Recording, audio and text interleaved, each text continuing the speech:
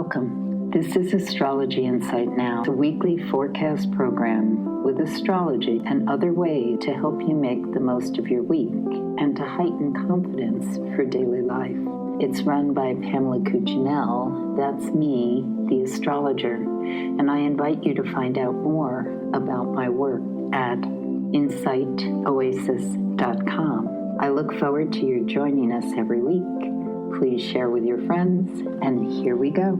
So let's talk about the week of November 17th, 2026. Moon is in the sign of Libra as the week opens up.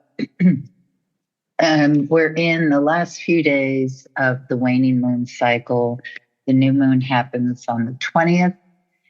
And so as we proceed in the beginning of this week, we're thinking in terms of what we are winding down, projects we'd like to shelve, projects we'd like to look at for renewal or refreshing or new perspective once we get into that new moon cycle. So it's a really great time, Monday, Tuesday into Wednesday, to be thinking in terms of how we get things to wind down and basically clear our desk, clear our minds, clear our point of view for inviting in new things.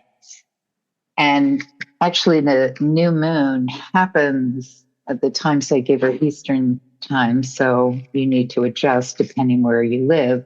The new moon actually happens just after midnight of the 19th, so in the wee hours of Thursday the 20th. So depending where you live, you may be experiencing that new moon action on Wednesday.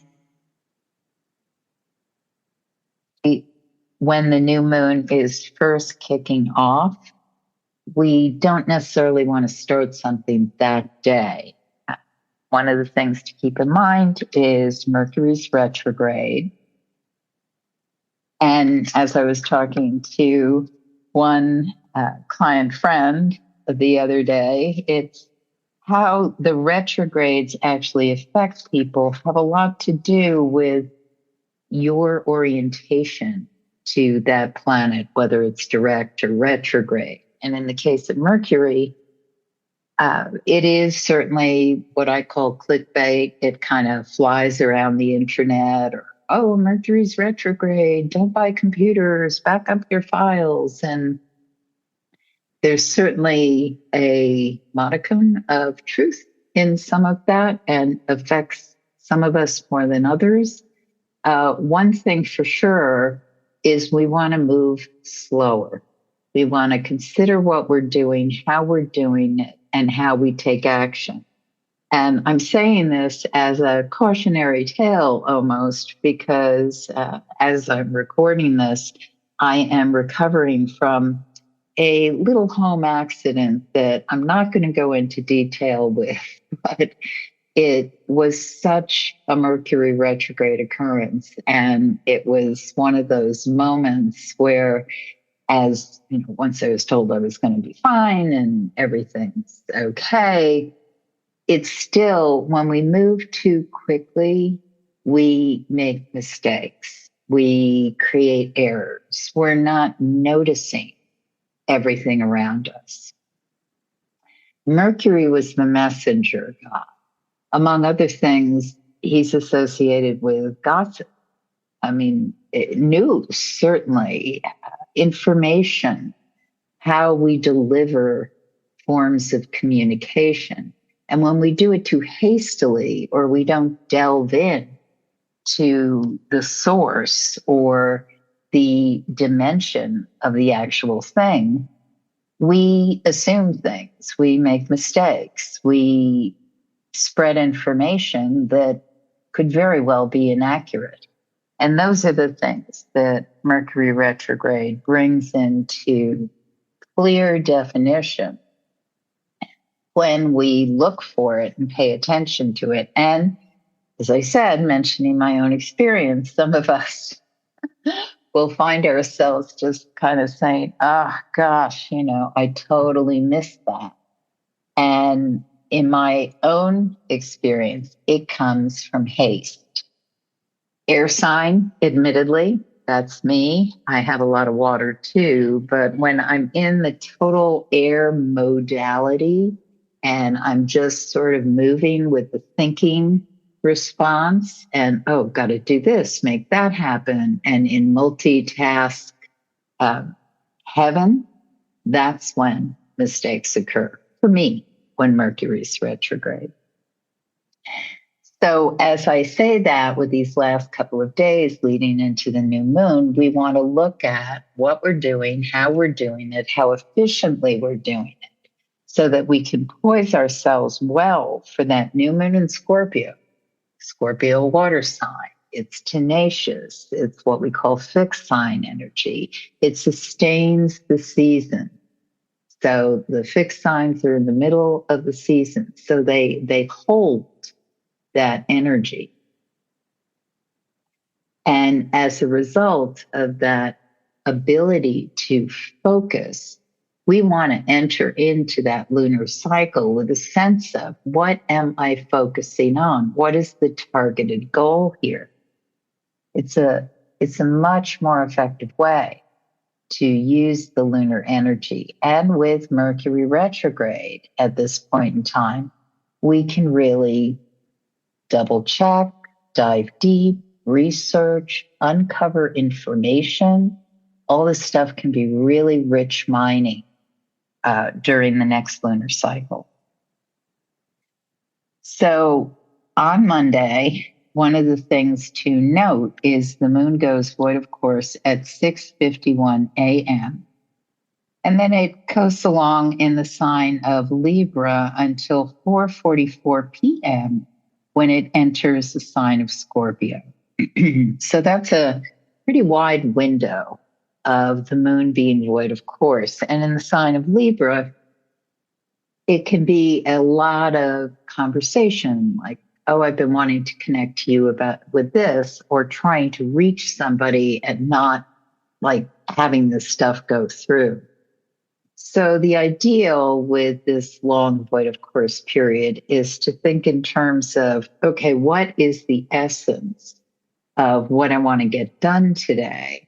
And how do I pare down to make sure that communication or that thing is carried to the point I want to carry to by the end of the day?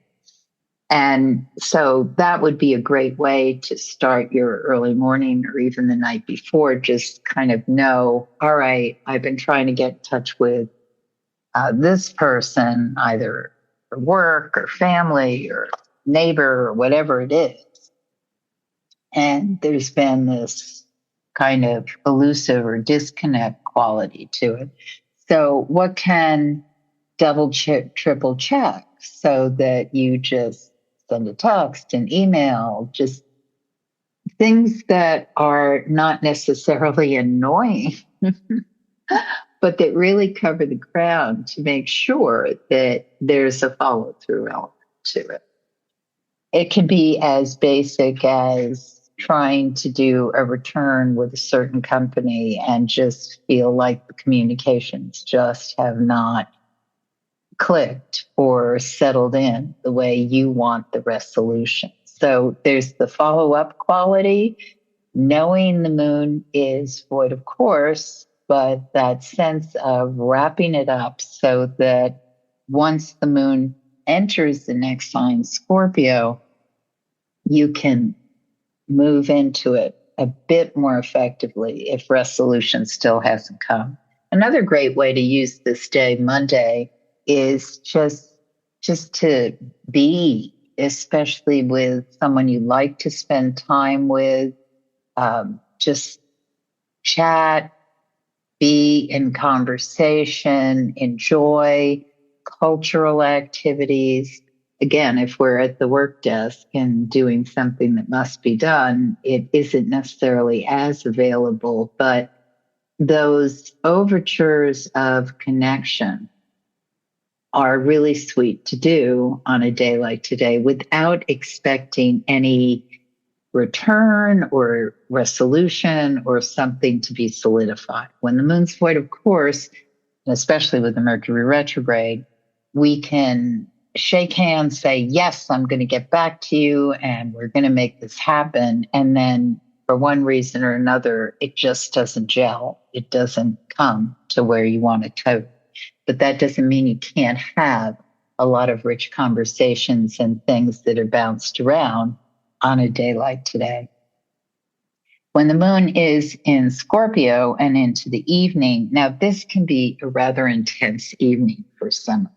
It might be a conversation or a deep dive into something financial or something that has to do with intimacy or a place that has to be really understood dimensionally. It can also be a passage through something therapeutic that feels very difficult, but the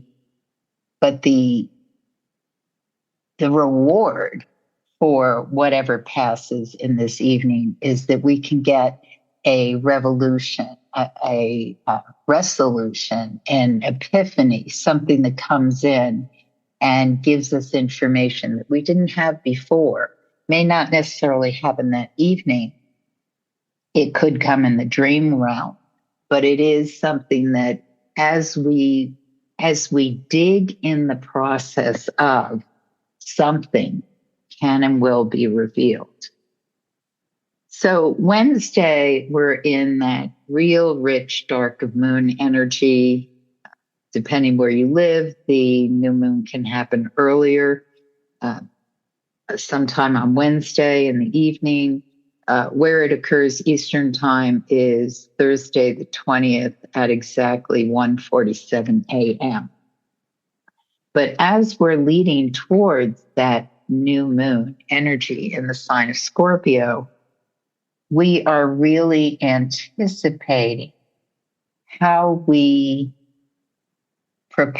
offer ourselves up to the transformation.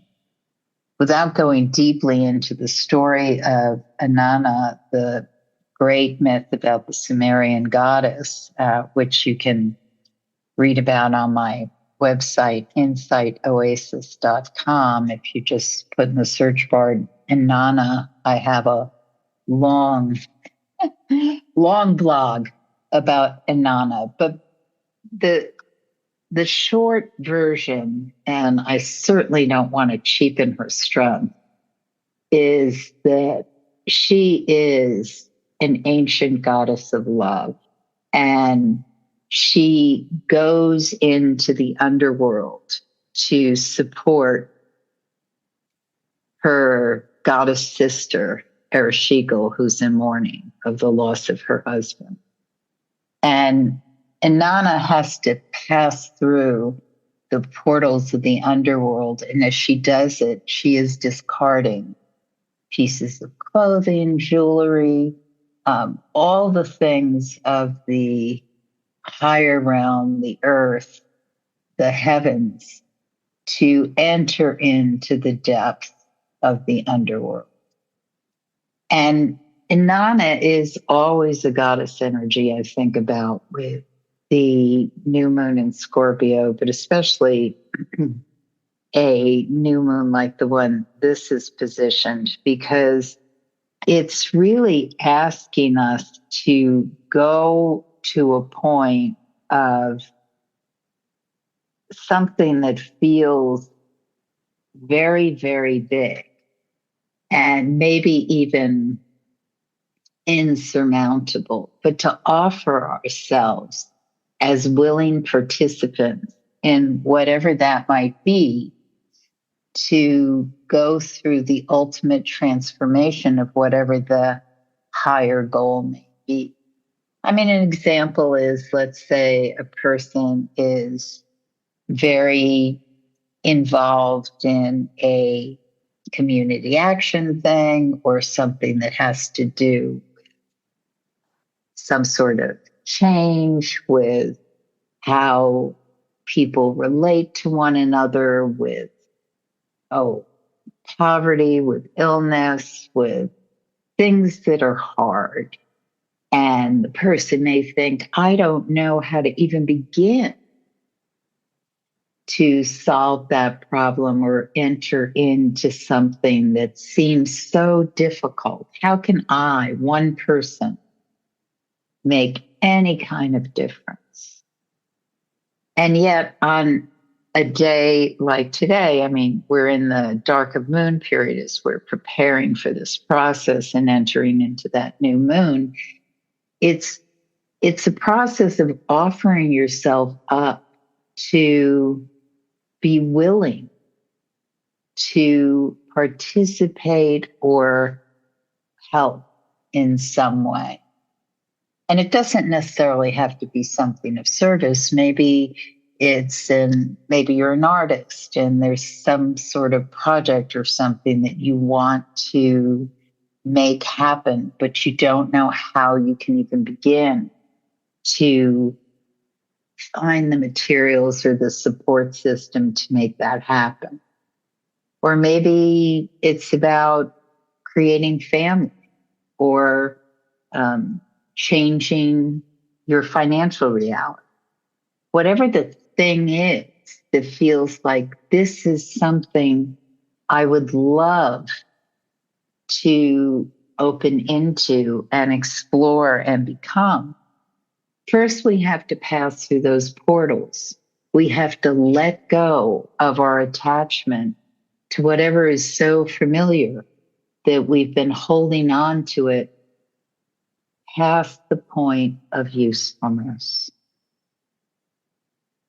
And when we're willing to do that, then we can enter into a possibility of something more.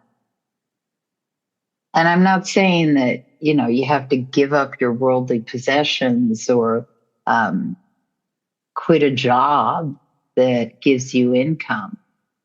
But think in terms of what are the attachments that might keep you stuck. And one of the attachments, of course, is always, I don't know how I could even begin to help, to change, to create a new job, to create a new way of bringing in a new financial reality. These are attachments. These are things that we tell ourselves and we believe to be true. And our reality may reinforce, yes, this is absolute truth. But the shift in perception and saying to yourself, well, I think this is real because this is what always has been. But maybe, perhaps, it's possible there's another way. And that's the lightning bolt energy that can come through with full force on a day like Tuesday in November the 20th. It can really shake in a new sense of what reality can look like. We may not feel we can grab whatever is being presented to us. We may not feel ready, but it may give us something to aim for or consider. And this is the thing that is so valuable to be open to. So the moon goes void, of course, at 4:24 a.m. on Thursday the 20th, and it enters Sagittarius at 5:26 a.m. And then it's booking through Sagittarius into the weekend. Now, overall, this is not what I would call a super easy week, in that we're presented with a lot. I mean, earlier in the week, we might be presented with, well, you could do this, that, the other, make a choice.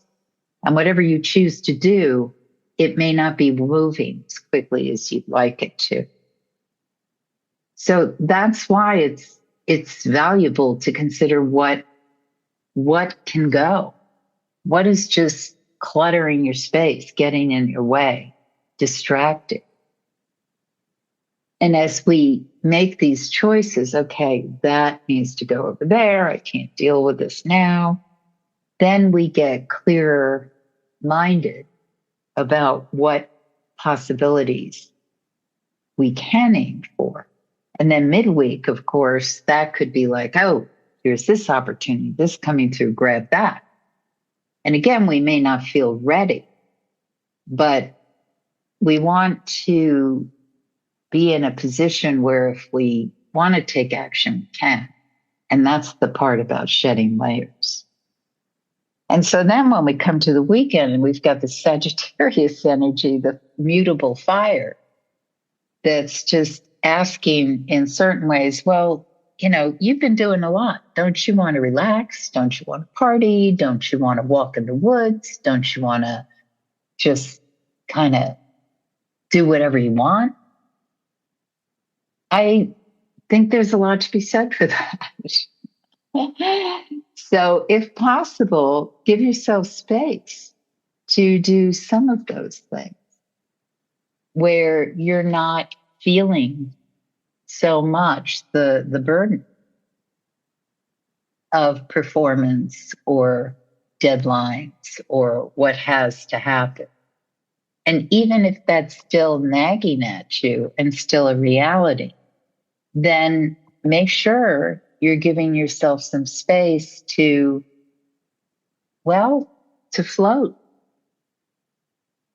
Stopping, if you're driving and you see a rest stop, stop and look at the expanse around you. If you're in the middle of a bunch of tasks and deadlines, give yourself 15 minutes to find a space to just put your headset on and listen to some music that calms. Listen to the waves. Do something that allows you a sense of the wildness within you.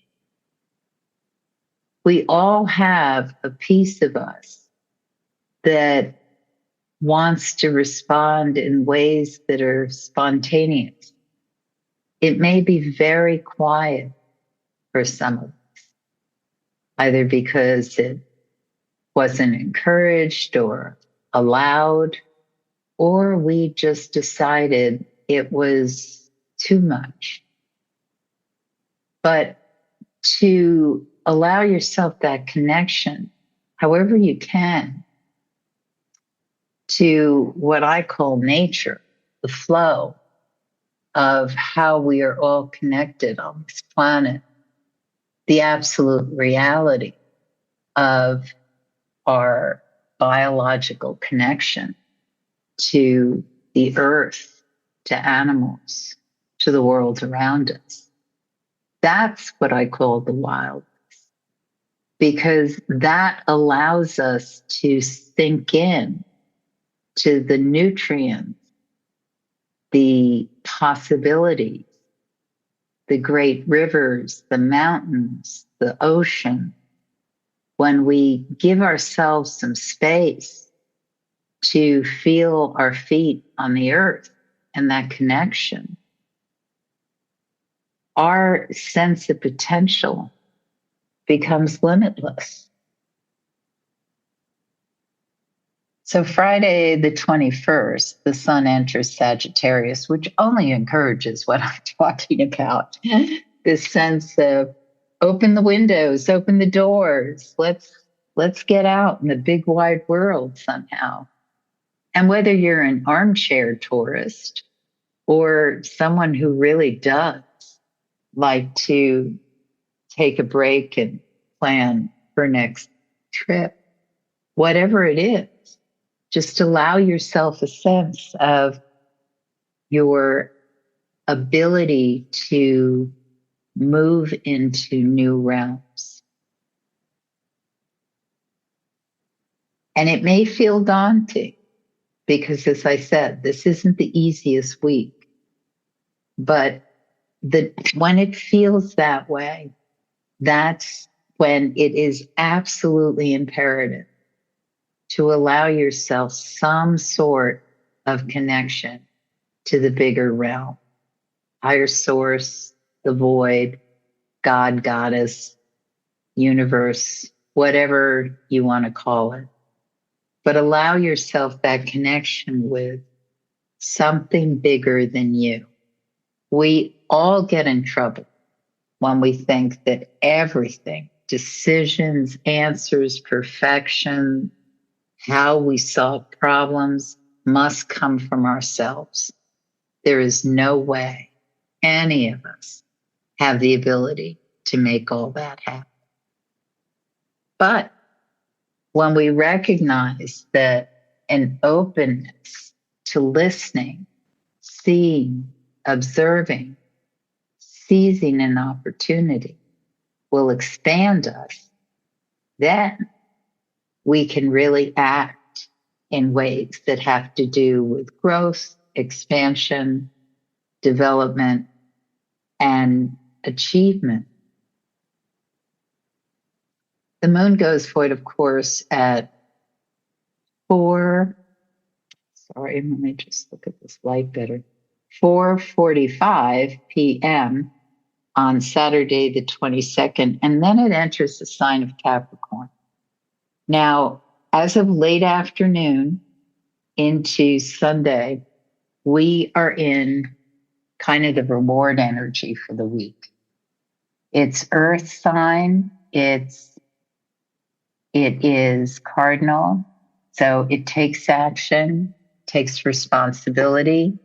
So the things that you were able to sift through, decide you're aiming for, and make a commitment to, those are the things that you can really start to take action, define, make a list of priorities, aim for goals as of Saturday afternoon into evening and Sunday.